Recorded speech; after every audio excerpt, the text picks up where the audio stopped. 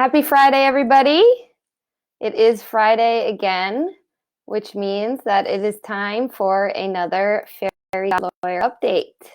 And as you can tell, I'm back from the beach. I'm here in my office in North Park. And I was just on a 3-day staycation in Mission Beach. It was really nice. Rented a little beach condo right on the beach. Had a workspace looking out onto the ocean. Some of you saw the pictures that I posted. And it was great. And some people may have been wondering, like, is she okay? Why is she going out for this introspective staycation? So everything's completely fine. I was just feeling that I wanted to get a little change of scenery, shake things up a little bit, and in particular, really just reconnect with my purpose for why I'm doing all this. I don't know about you guys, but it seems lately more than ever, my news feed and my social media and my email is just bombarded with the latest stuff on how to grow your virtual business, how to get clients online, and the newest thing in social media marketing. And on top of that, I have so much valuable coaching that there's lots of resources for me available, so many coaching calls, and sometimes it just gets a little overwhelming. So I went out to the beach to get a little perspective, and I'm happy to say that I did get that perspective and reconnected to the purpose of all this and why I'm doing what I'm doing. And really it is, I remembered that it's in the little moments. I have dreams and goals to grow a great, big, awesome law firm, maybe not big, but awesome, and to serve hundreds of clients and to really do my best. But the reason for all of it is those little moments where I can show up for a client or a friend and offer the guidance that they really need and see the effect it has on their life and on their family and their business. And that's what it's all about for me. So thank you for all who posted such wonderful comments on my posts while I was out in Mission Beach. Thank you, Jim, J-Ro, William, Jackie, Deanne, James, Stephanie, Laura, Nicole, Rich, Courtney, Christine, Lorraine, Crystal, Donna, Steve, Richard, and Leah. I read all of your comments, and thank you so much for your kind encouragement. It really does mean the world to me, and it keeps me inspired to keep going. So I am back, like I said, in North Park. I tried to do my Friday Facebook Fairy God Lawyer update from the beach this morning, but I soon found that with the wind and the sand and the noise and the people and the distractions, it was not going to be very practical. So I decided to shift gears and get home to my office where I could come and say hi to you all. So hello. I can't tell if anybody's actually live with me here, but if you are, hi. And to those of you who watch this later, I hope you've had a great week. So I wanted to give yet another PPP loan update.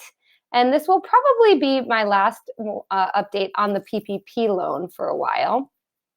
I think I've given you a lot of information to sort of chew on.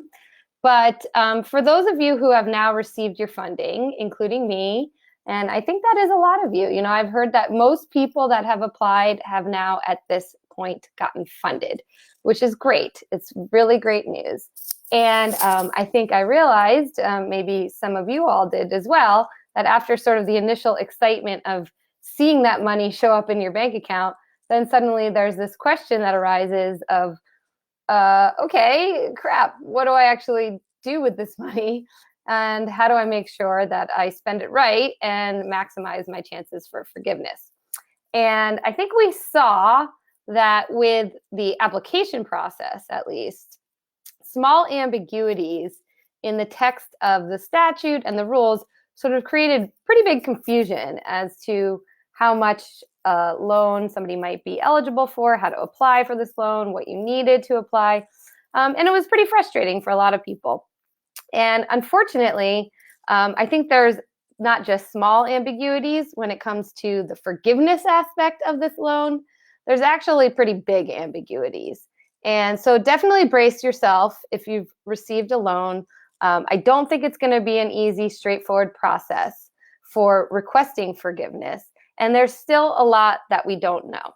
So what I do want to talk about are the sort of overarching things that we do know, so that you know then what to look out for and sort of be the captain of your own ship and figure out what you need to get advice and counsel on. And I think that the best person for you to start with getting that counsel is probably your accountant, because they should be studying this stuff and getting up to speed. You know, I've been doing my own personal research, but I'm a lawyer, I'm not an accountant, and there's only so much that I can do. But your accountant really is the person you should be working with first and foremost, and maybe with some guidance from other advisors that you work with. And if you don't have an accountant that you like, let me know and I'll get you in touch with mine. But really, I think it's going to be really crucial, especially, you know, when it comes time to put in that application for forgiveness, that you have somebody who knows what they're doing to help guide you through the process. So here's what we know, is that from the date that you get that money, you have 8 weeks to spend it if you want it to be forgiven. Now, that doesn't mean you have to spend the entire amount in 8 weeks. You can spend it in longer than 8 weeks. It's just that any amount that you spend past that 8-week cutoff is not going to be eligible for forgiveness. And I've started to look into this more. And what I'm realizing more and more as I do the research on this loan is that it's very unlikely, it's actually quite hard for most small business owners to be eligible for full forgiveness of the loan based on the way they're doing these calculations. So let me explain what I mean by that. Let's take this simplest example, and that's a sole proprietor who has received the PPP loan. Let's assume you're a sole proprietor and you've gotten a PPP loan in the amount of $10,000. What that would presumably mean is that when you applied for the loan, you stated that your average monthly net income to you on your Schedule C for 2019 was $4,000 a month, or $48,000 a year. So your Schedule C showed you had $48,000 of income. That would be an average monthly income of $4,000. Times that by 2.5, we get $10,000. Hopefully everybody's following. So when it comes to how to use that money, well, if you want it to be forgiven, then you have to spend it in 8 weeks, and 75% of that money that you spend in that 8 weeks has to go to payroll costs or owner compensation replacement. And the other 25% can be spent on things like rent and utilities. That's pretty much the only other type of expenses you can use the money for if you're trying to get it forgiven. So unfortunately, there's a little bit of a discrepancy in how they're going to calculate the amount that you can get forgiven when it comes to your owner compensation. So we know that your average monthly income would be $4,000. But when it comes to forgiveness, and this is actually a little bit different than what I've been saying before, so definitely pay attention to this part if you watch some of my other videos, because it's a little different based on what I've now realized through my research. So the forgiveness part is based on your average weekly income from 2019. So in our example of a sole proprietor with $10,000 of a loan, let me just get to my notes here. Let's see. So that's a weekly average, since there's 52 weeks in a year, of, I think, $923. I think I'm right on that. So essentially, you can get 8 weeks of your 2019 average weekly income forgiven. And I'm actually going to do that calculation right here just to make sure I have that right. So 48,000 divided by 52. Yep, $923. So you can get $923 a week forgiven. Times 8, well, that's $7,384. So that's the most of owner compensation amount that you can get forgiven. So that's going to leave you with $2,616 for this loan, right? If you got $10,000, You spent $73.84 on your owner compensation replacement. You paid yourself that money. You got $26.16 left. So let's assuming that you even did have $2,616 worth of other eligible expenses that you could spend it on. Rent, business rent, utilities, your cell phone, your internet service. Even if that comes to $26.16 in the 8-week period, the covered period starting on the day you receive that loan and the following 8 weeks, well, that's more than 25% of the loan proceeds. And what we know is that you can only get an amount forgiven that essentially equates to 75% payroll, 25% rent and utilities. So that's just an example right there where the way that they're calculating these things, it creates some nuances and discrepancies that aren't really necessarily apparent when you first start thinking about it. But when you actually get into the numbers, you start to see, wow, okay, this is actually a little more complicated than I thought.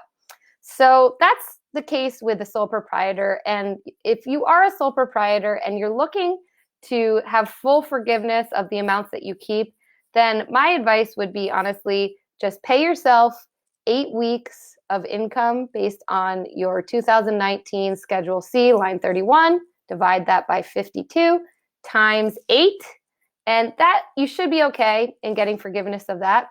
Any other amount, if you're trying to get forgiveness, I would work with an accountant for sure.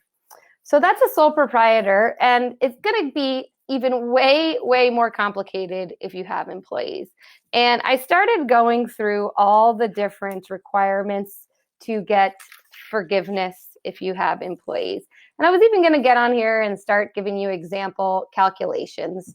And then I realized that that was really pointless because, first of all, you won't follow, you won't remember, and it's a waste of my time and yours. So I'm just going to give you some practical advice, which is get in touch with your accountant. Some things you need to figure out if you have employees and you're trying to get loan forgiveness are: what is your number of full-time equivalent employees during certain covered periods that are going to go into the calculation of this forgiveness?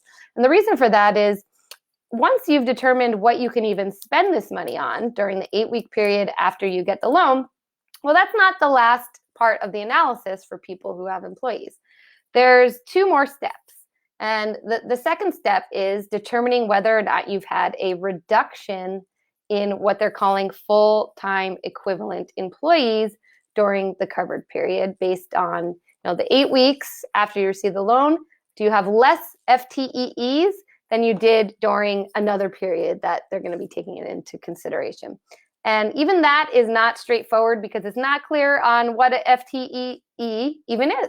Because it's not just how many employees you had, it's full-time equivalent employees, and that could be a combination of some part-time people. So as you can see, this starts to get pretty complicated. So if after you get that calculation right through some assistance, it turns out that your FTEs are less during the covered period than they were during the period we're comparing to, well, then you might have a reduction in the eligible amount for forgiveness. There's also going to be a potential reduction if there's been a decrease in salary or wages for any of your employees. And I know a lot of you are thinking things like, well, I don't have any work for my employees. How am I going to hire them back? Do I have to pay them during this 8-week period? Can I pay them a bonus so that I can get more eligible for forgiveness? What if somebody quits and I hire somebody else? Those are all very, very good questions, and it's going to be nuanced to your particular situation, and again, something you should be working with your advisors on. One thing I did find out that I wanted to mention, because there's been a lot of talk about how the PPP loan has actually put employers in an interesting situation. In many cases, they have employees who don't want to be rehired and come back to work right now because they're getting unemployment benefits that are more possibly than what they would receive if they were hired. And if you are an employer in this situation, there is some relief for you. They did just release additional FAQs on May 6th, and one of the new questions that has been answered is what happens when an employee doesn't want to come back to work. And what they've said is that as long as you've made a good faith offer to rehire your employee in writing, and that employee has denied that offer, then they will not go into the calculation for employee reduction for purposes of PPP loan forgiveness. So that's good news for employers who are struggling with that issue. As long as you make a good faith offer to reemploy, then you should be okay. And there also does seem to be this stopgap where even if after you figure out how to do this calculation, your FTEE number is less than it needs to be, then it seems to be the case that as long as by June 30th, so you still got a little bit more time on there, but as long as on June 30th, you hire back people so that you have the same amount of employees on June 30th as you did on February 15th, then it doesn't matter if the whole FTEE calculation sort of goes out the window, and that's now what determines whether or not you get loan forgiveness. So that's sort of a very, very broad, overarching understanding of how forgiveness is going to play out. But basically, the main points are you got 8 weeks to spend this money if you want it forgiven. You probably won't be able to spend all of it on eligible expenses in a way that makes the entire amount forgiven.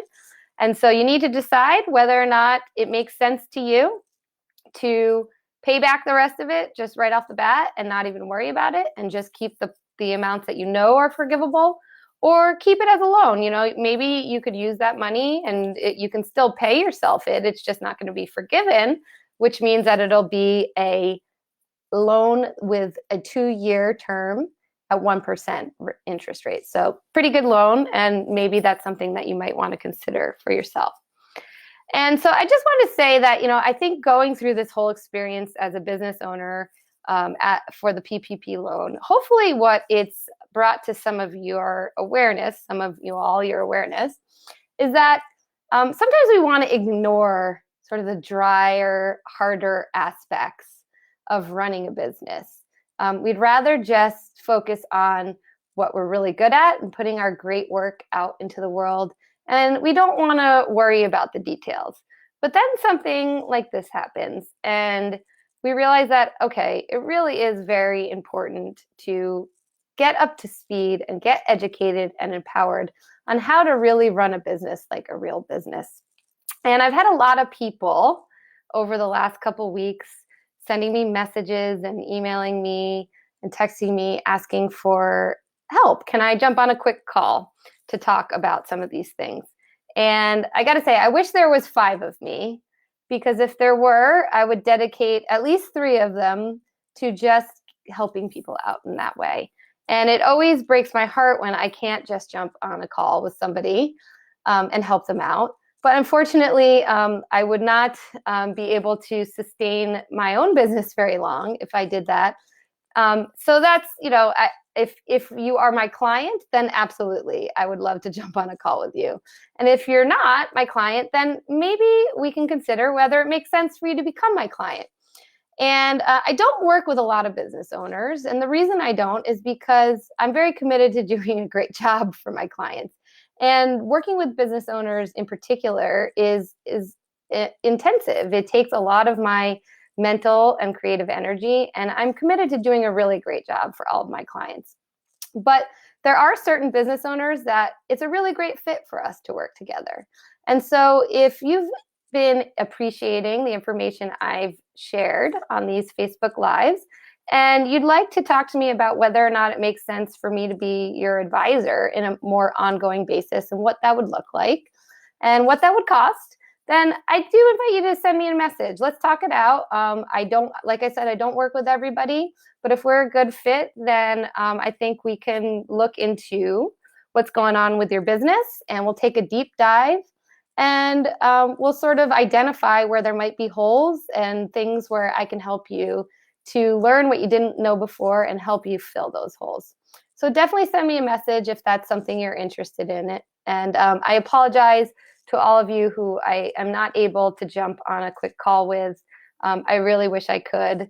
And my dream is to someday have tons of passive income that's unrelated to my legal services so that I can just provide legal advice and guidance for free for everybody who needs it.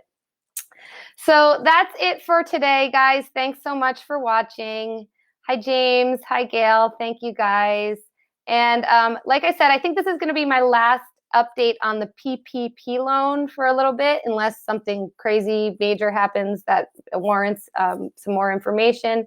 But I think I've given you enough, and definitely reach out to me if you need an accountant or if you want to talk about getting me involved as your legal coach and your personal fairy god lawyer.